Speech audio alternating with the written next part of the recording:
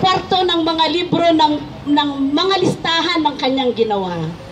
Nung binuklat ang kanyang Book of Life, nakita lahat yung mga good and bad sa record niya. Inisa-isa niya. Ngayon nabasa niya ito, good record. Anong sabi niya?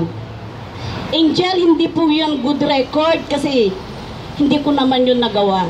Pero sabi ni Angel, nagawa mo man o hindi, pero yung layunin ng puso mo ay sa ikabubuti ng bayan, ito ay good record.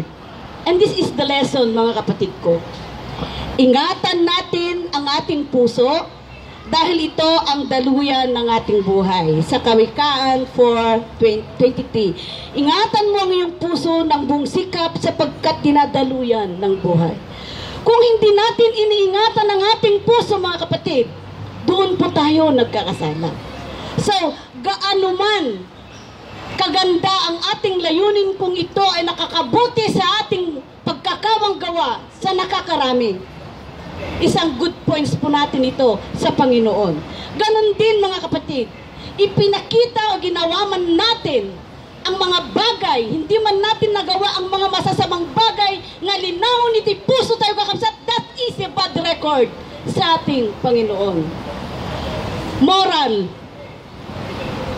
pagsikapan po natin na laging makipag-ugnayan sa ating banal na espiritu upang sa gayoy mabalot ang ating puso ng kabanalan.